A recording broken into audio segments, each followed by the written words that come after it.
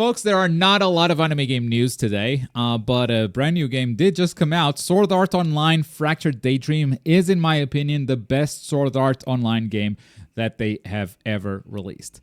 But even though they achieved the hard part, which was to release an actual good Sword Art Online game, I do think they fumbled the bag on a couple of easy spots that might end up killing the game earlier than it should. Welcome to Around the Bush.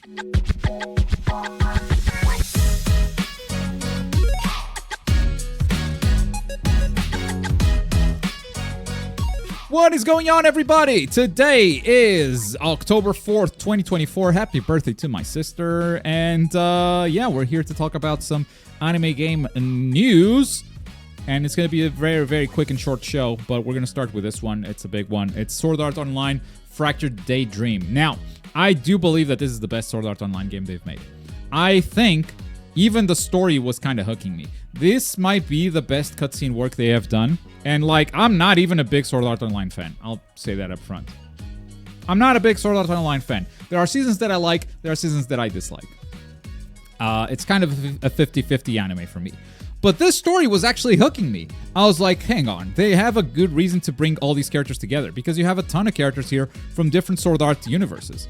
Let me just pull this ahead a little bit. Like, all these guys are coming in together and they're playing in this online game. And this game plays this game within a game, right? The MMO, the VR MMO they're playing, it plays with a new mechanic that they explain it very, very well.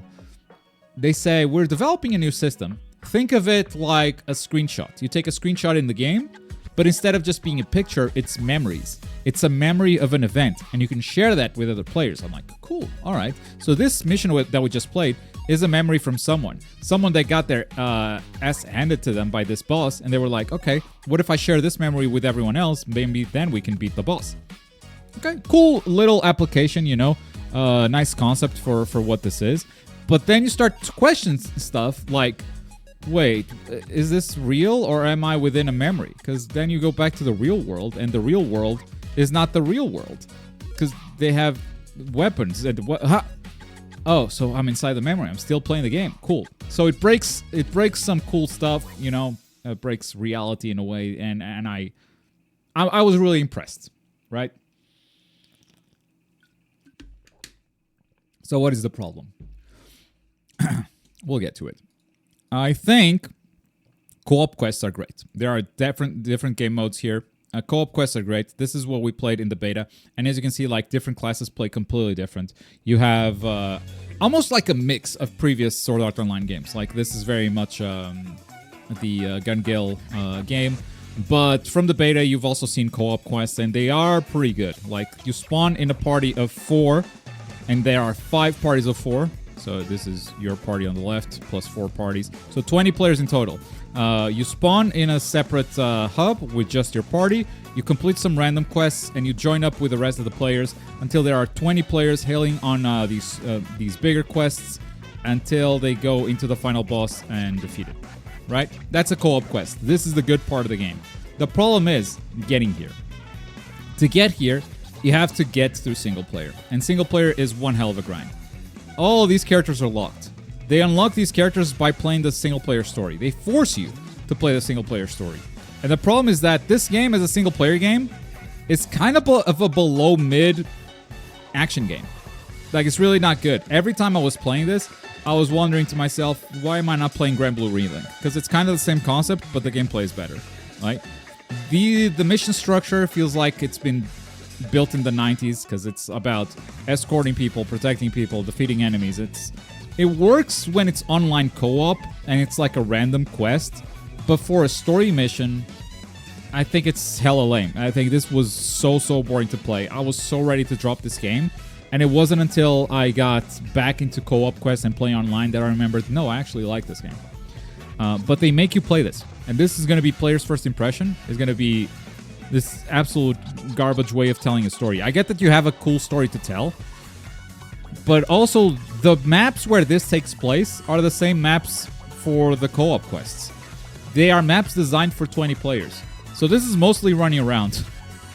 It's just mostly running around. If they didn't have this game would be better. If they just like focused on the co-op side of things, this game would immediately be better. But not only did they build this single-player story mode, they actually force you to play it if you want to unlock characters. They also added a free roam mode. We don't have to talk about it much. I do have a full video explaining all of this stuff, but there's a free roam mode where you can freely roam the entire world with, again, up to 20 players. Get as much loot as you want and then get out. Co-op quests are vastly different depending on which quest you pick. Like, this is another one. This is an abandoned warehouse, and already it has nothing to do with the quest you just saw on the open fields. So there's some good variety here. Also, like, the quests change. They're not too different. Still, like, activate the tower. But then there's a unique boss fight at the end. And after you beat the first 3 co-op quests, you have the Skull Reaper, which is the boss that we had in the beta. Then you beat 3 more co-op quests, and you have another boss. And you beat 3 more co-op quests, and you have another boss. Now, this game launched with crossplay, and that's usually a good thing. Usually. This is my first time playing the Skull Reaper.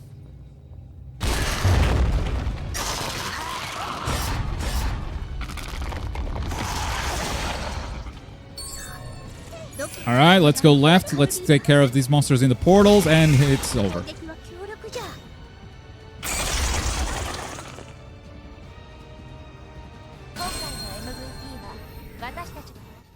Huh. Interesting. This was day 2 of early access, which means that once again, look at that damage from Shinon. Once again, Bandai has released an anime game with barely any security, and now everyone can enjoy it because it has crossplay. That was my first Skull Reaper. This is my second Skull Reaper. Fight starts.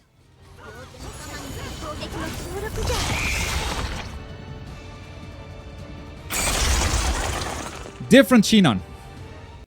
This is my third Skull Reaper. I'm still in the same video. This is a one take.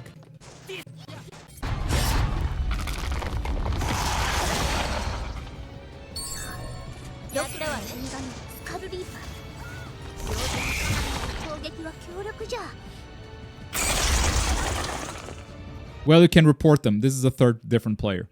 If I report the first 2, here's another one. And that's a Len. That's not even a Shinon. That's a Len. They all have these names.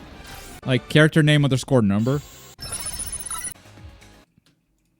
But I don't know if that's because they're cross-platform players and they can't share the names. I don't know. So yeah, I turned off crossplay, and suddenly I could actually play the boss. But also, I have a lot less players, right? Because I had like a 15-player lobby with crossplay, and here I'm gonna have like a 5-player lobby. So this sucks. Because it's 5 of us and 15 bots fighting against the boss. Suddenly that's not much of an online game, right? So I think they really fumbled releasing...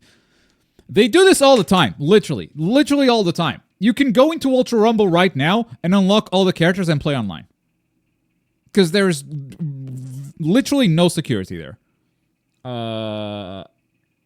And no one would ever know. No one could ever report you because, like, oh, he just has the characters. Cool. Actually, yeah, you can unlock characters that aren't even out. Smoke. You can unlock characters if they are in the game files. You can unlock them and play them even though they're not even out. Some of their animations may be scuffed. You literally play Toga. Yeah. You can't. You can mod those over existing ones, bro. Okay.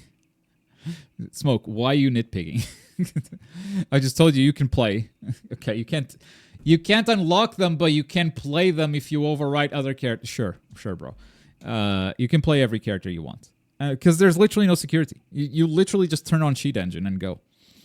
And I didn't see this game on PC, so I don't know how easy it is, but like literally early access day 2, and there's a ton of hackers already.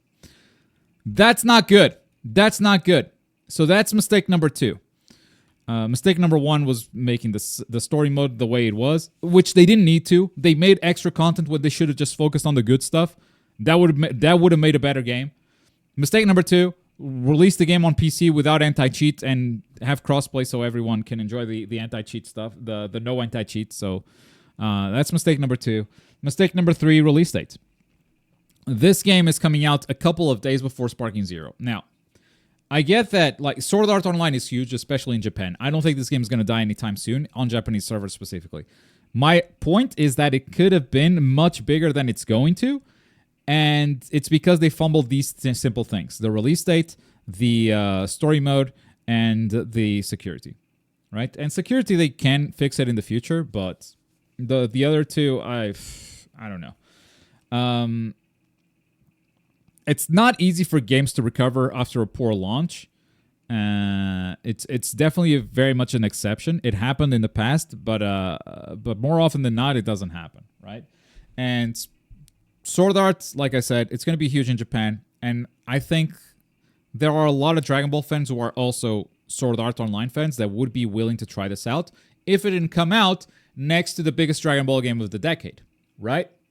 On the other hand, I do think most Sword Art Online fans are also Dragon Ball fans.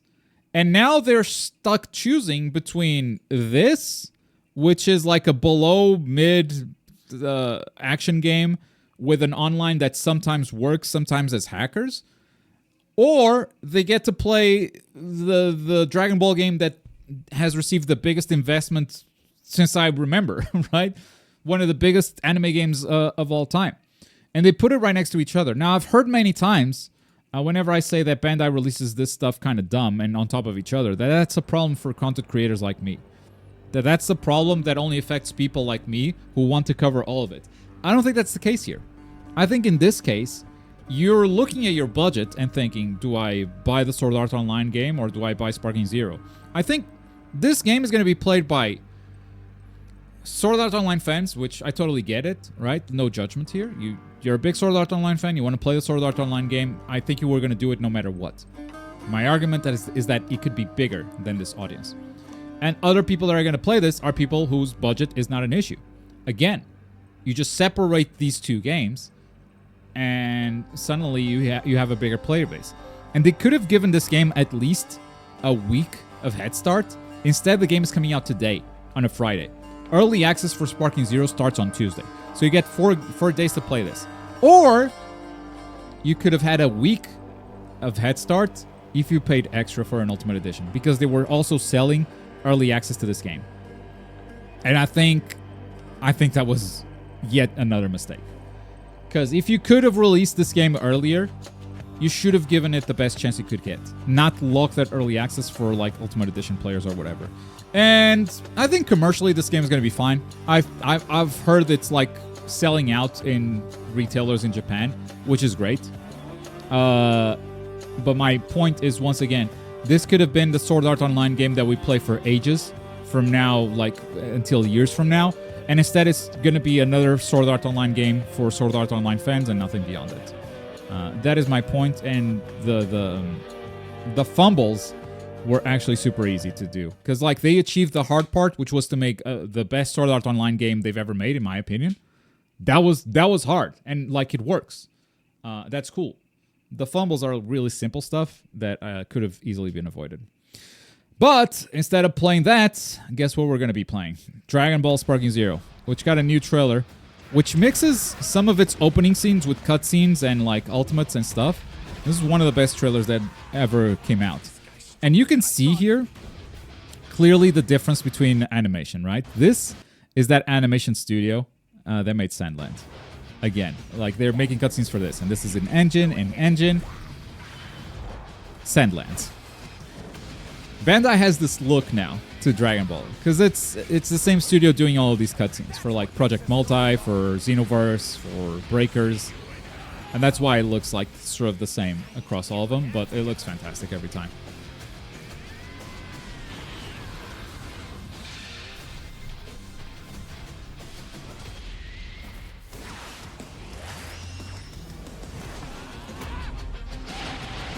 The song is a banger. That transition was crazy.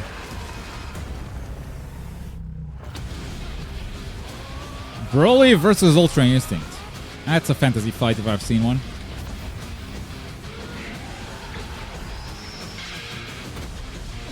That's a clean shot of Ultra Instinct. That's a clean shot of Ultra Instinct. I gotta capture this this thing in 4K so I can cook some thumbnails. All right, like, what did I click? What did I accept? Pirate Software. I love you very much, but I clicked your video on accident. So I'm going to skip this mushroom video if you don't mind. I hope you don't bear me any ill will because we need to look at a new Ichigo, bro. Need to look at a new Ichigo. Confirmed Ichigo Bankai is a different character. It's a separate Ichigo. This is our second Ichigo. And yes, he does start in Bankai. Something I didn't mention when I broke down the trailer is that he actually goes... You can see it in his intro. Shikai? Bankai. Here, that's... Remember when it goes like fucking power waves against Byakuya? The whole universe is shaking. Bang! Kai! And then he has the Tensou Zangetsu. Now he's just like, fluck! That's a Bankai. Cool. All right, next. Getsuga Tensho. A projectile that you can hold and make stronger. Getsuga Aura. An aura that goes around your sword that buffs your attacks. Very basic moveset. That said, I did hear that people have found more moves on the website. I actually haven't looked at it yet. Holification means you get more moves, more spiritual pressure meter. And then he has a reawakening. Full holification, which from what I've heard, activates when he actually dies.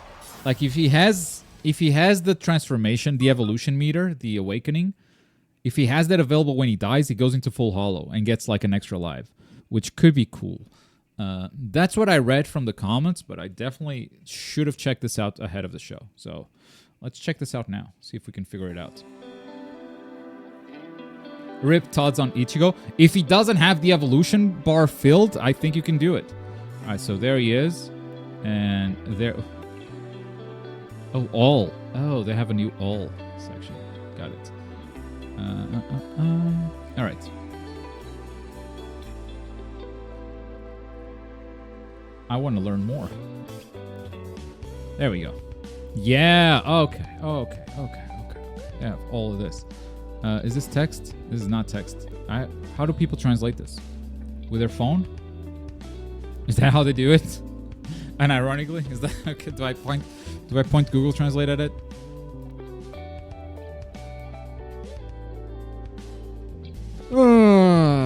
Camera. All right. First one, Getsuga Tensho. Launches Getsuga Tensho. You can increase damage by holding down the button. It's the one we read. Swinging Blow. Spiritual Pressure move 1. Jumps up and slashes the opponent. Damage is low, but there is an invisible period before it starts. Okay? So a simple attack, I guess. And this is going to be Spiritual Pressure move 2. It's not translating. Do you mind? Please? Yeah, it's the aura. It's the aura confirmed. Okay. Next. Awakening, becoming hollow, overall performance is improved. Spiritual power gained is slightly increased. Becomes possible to make better use of spiritual pressure techniques. And then full hollow. When the character's fighting spirit reaches maximum from an awakened state. Oh, it might not even be the evolution bar. It might be the one that comes afterwards. And their soul reaches 0. They become a complete hollow and be revived. So yeah, confirmed. It basically revives you on full hollow, which is super interesting. Ulquiorra. We also don't know much about him because they didn't specify too much. So this is going to be Zero. This is going to be the healing. And this is the one we don't know about. False Flash. By consuming spiritual power and spiritual particles, it unleashes a powerful hollow flash. So another Zero. It is an enhanced version of the unique technique, yes, and can be used the same way, but it can also be activated in succession from the unique technique to produce high combo damage. Interesting. So he has Zero here, and he has more Zero here. This one costs meter, this one doesn't. But you can throw this one after throwing this one. Now, this one consumes health, and I didn't read that this one does. So it could just be, do you want health or do you want to consume meter? You just choose. Next. A Blackwing Demon gains spiritual power. I think we read that on the trailer. And then the second reawakening. When fighting spirit reaches its maximum from awakened state, it becomes possible to reawaken to the second level of Sword Liberation. It doesn't say anything about gameplay. It's just, you can awaken again. Cool. Alright.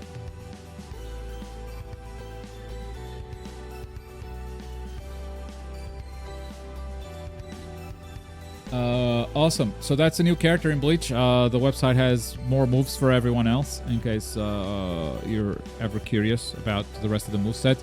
Though in most characters, it's like you've seen it, right? You've seen, like Hitsugaya, for instance. He's got an extra meter. Spiritual Pressure move 1 is the bonk, the ice cubicle that falls from the sky. Spiritual Pressure move 2 is the dragon. Awakening, you've seen it. I don't know what that is, though. There's an extra entry there. I thought we had seen everything about Hitsugaya. Yeah, that's the Bankai and Heavenly Phase Gauge. By continuing landing attacks. Oh, that's the gauge. So what is the signature move? That's what we didn't have. Ice Piercing. An attack that creates icicle at an opponent's feet. Oh, okay. So it can bonk them in the head with an icicle that falls from the sky, or he can create ice on the person's feet. Cool. Right. In other news, speaking of ice elements and magic, Avatar: Last Airbender is apparently getting a new AAA action RPG. That's right, folks. AAA action RPG. Avatar: Last Airbender. We're finally eating good. We're doing it. A lot of A's. It's in development at Saber Interactive. Thousands of years in the past. Okay, so let's see what they're saying about it. Created for PC and consoles, the action RPG title will follow a brand new story developed in close collaboration with Avatar Studios, which drops players into the world of the franchise where they can take on the role of an all-new, never-before-seen Avatar. Set thousands of years in the past, players can expect to be immersed in a vibrant world, master all 4 elements, engage in dynamic combat alongside companions, and experience the challenges and decisions that come with being the keeper of balance in the world. The game will include both familiar and new elements from the franchise, offering fans an opportunity to deeply connect with the world and become the hero of an unexplored era. So that is the concept that they're selling that they're selling us.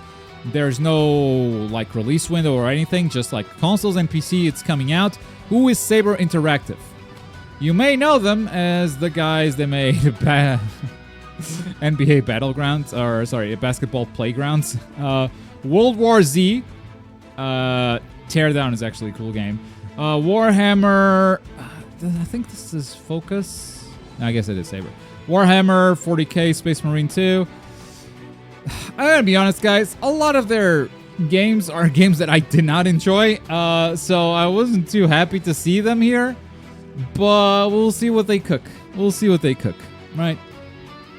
NBA 2K Playgrounds. Yep, that was them. So yeah, Saber is not a studio that is very beloved in my opinion, but we'll see what they cook with this new Avatar game. We'll find out. In final news, Hunter x Hunter, the fighting game, Nen Impact, has been delayed. Someone called it. Someone has called it. I think someone has called it last week even. But yes, after last week, we talked about all the changes that this game has made. Like, it has changed drastically from, like, mechanics and whatnot. They've added a ton of systems. And now they're finally announcing that they're delaying the game from the previously announced 2024 to release within 2025.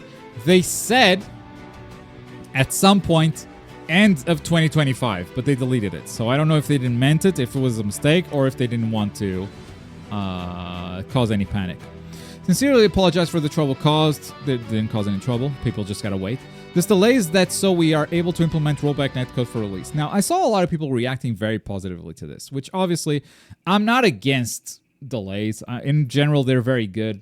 You know, like, you need time to make the game better. Don't rush the game, obviously.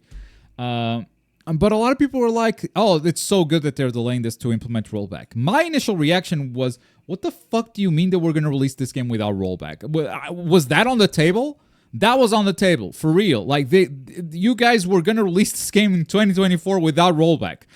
Aiding hasn't done a non-rollback game in a while. This blew my mind. That like this was the plan to release the game without rollback. But yes, I guess if that's the reason why we're delaying, then this game was never coming out in 2024, bro. Like it was too optimistic. But that is what happens when you're a publisher that doesn't have a ton of experience with this stuff.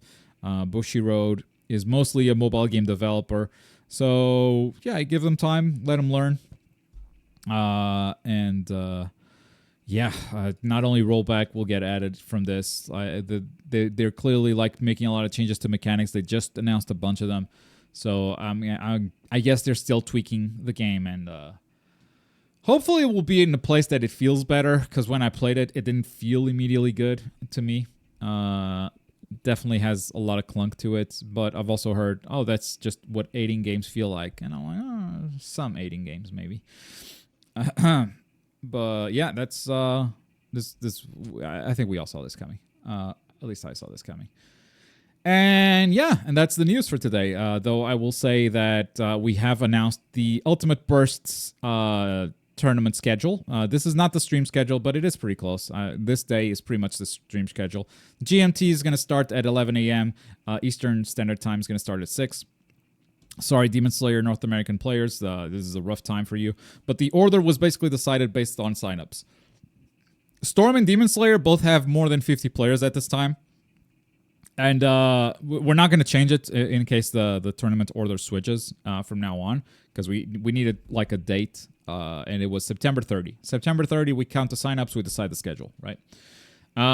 So Demon Slayer and Storm Connections are very, very close in signups. They had like 2 players separating the two, but more than 50 players for both games. Dragon Ball Fighters has more than 60 signups right now, which was surprising to me, but super happy to see it. And then Dragon Ball Sparking Zero has more than 100. So like main game, no questions asked. If it keeps getting signups, we might actually like push it further back, and it needs to start 2 hours before the stream gets there. But if we have to make that change, we'll make sure to announce it to every player. And then Sunday, this is the stream schedule and the top 6 schedule for all 4 tournaments. This is also the stream schedule for day 1, but the tournament schedule is slightly different because Sparking Zero needs to start before the stream gets there. That's going to do it. If you love the show, we do it every Friday on Twitch, and we get a little Q&A before and after the show. And so if you guys want to join on Twitch, twitch.tv/globku. If not, keep enjoying the show on YouTube. Thank you so much for watching. I'll see you guys next time. Bye.